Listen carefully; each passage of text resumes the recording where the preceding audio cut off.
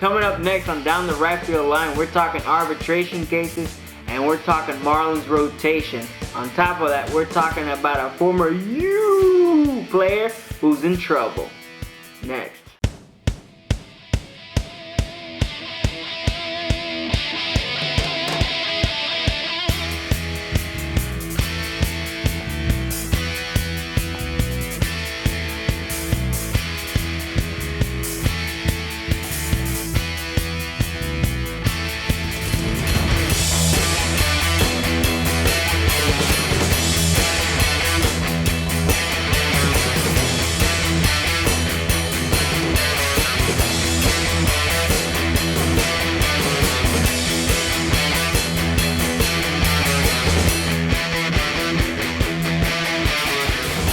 Let's kick it off with some arbitration talk here.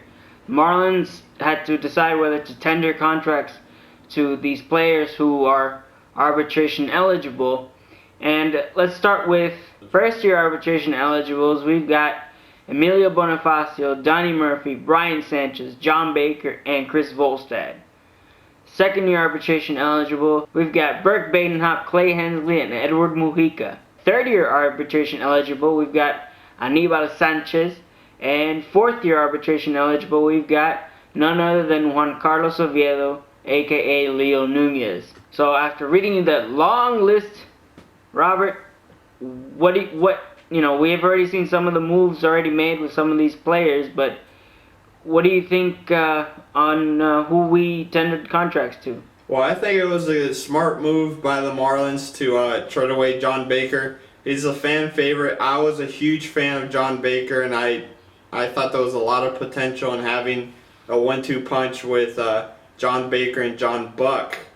But at the same time, there's a lot of risk with John Baker since he's been injured. Probably either see Brett Hayes, who did a really good job last season, or you might see us go out, maybe get a Pudge Rodriguez, bring him back, or somebody like that. And then as far as Badenhop goes, he had a good run here, but his numbers started getting a little, iffy. And right now we have Cishek coming up, which he was pretty consistent last year, and I think he has a lot of potential because of his pitching, the way he pitches, that I think he'll be able to be deceiving to some of the other players, and I think I see a lot of potential in Cishek. And one of these people that we tendered a contract to was Chris Volstad. In a way, it's shocking, but not completely. Somehow, Volstad has the ability or the tendency to light it up in the month of September, but he forgets about May through August, or April through August, I should say. He doesn't put it together, and so what do you do? You think it was the right move? He's due to make more or less $2.6 million in his first year in arbitration. So do you think offering him or tendering him a contract, do you think that was the right move? This is kind of waters that we've been in. It kind of feels very similar to the Andrew Miller deal.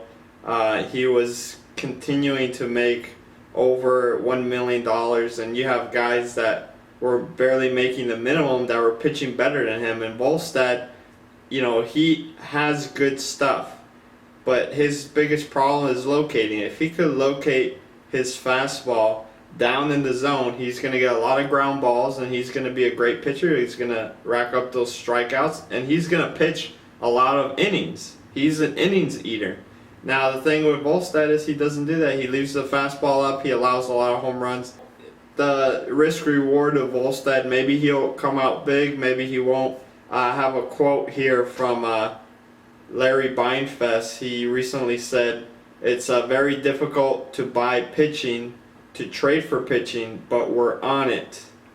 He also went on to say, "Ideally, we would love to add another top of the rotation starter. Whether that's practical, that remains to be seen." So you kind of see the front office moving on, and it almost looks like they offered him arbitration because that's good trade bait. And the same reason why we offered Leo Nunez arbitration, because these guys, they're not established. You can find something for them. Look at the Red Sox. They went after Andrew Miller. They saw something in him.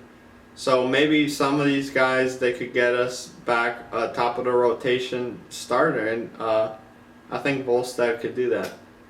Definitely. I like what you brought up is that, you have them as trade pieces, but worst case scenario, they're major league ready.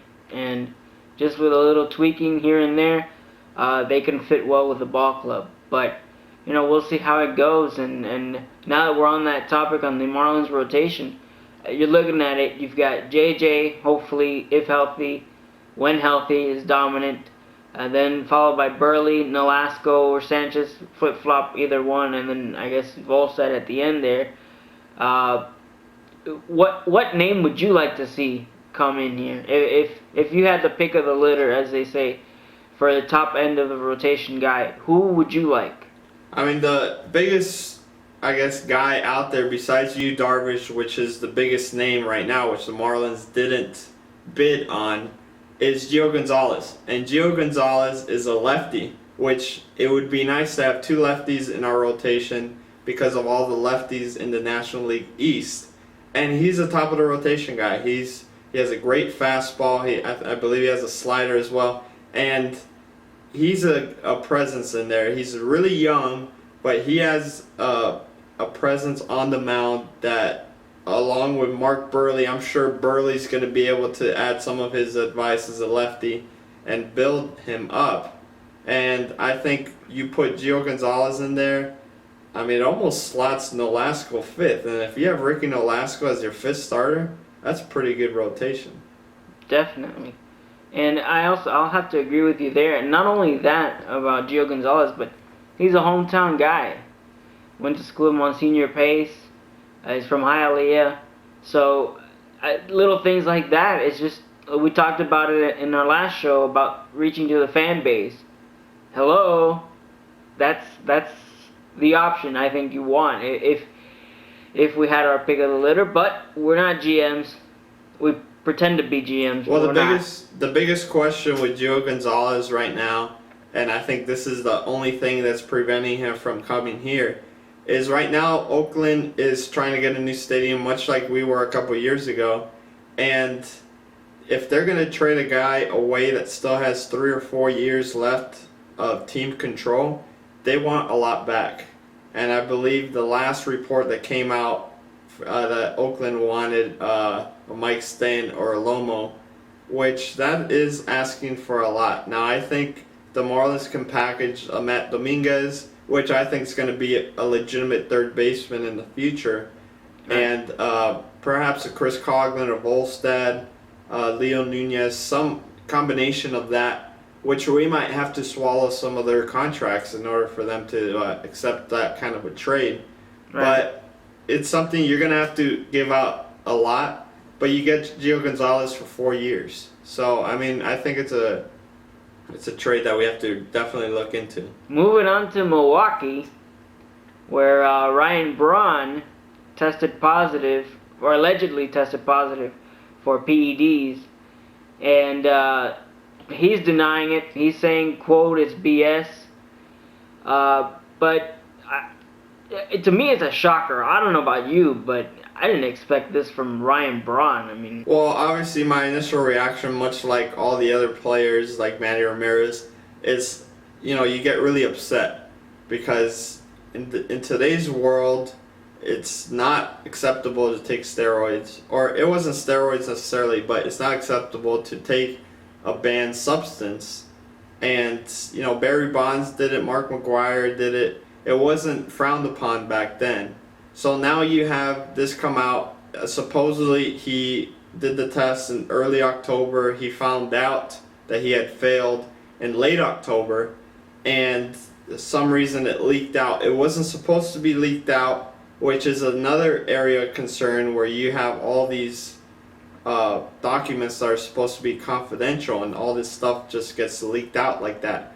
So before people jump to, hang this guy on a cross, let him explain himself, let him go through the process, and if he gets suspended 50 games, it's his fault. If you're playing a Major League Baseball and you're getting paid millions of dollars, the first thing you should do is, when you have any sort of protein shake or anything that you're going to take, pass it by your trainer and say, is this any of this on the banned list? Teams have trainers for that reason, so they won't lose players to suspensions. So if he indeed did it, it's his fault and it's a shame. Definitely, and you know, he obviously won the National League MVP award this offseason. Ultimately, it's a lose-lose situation.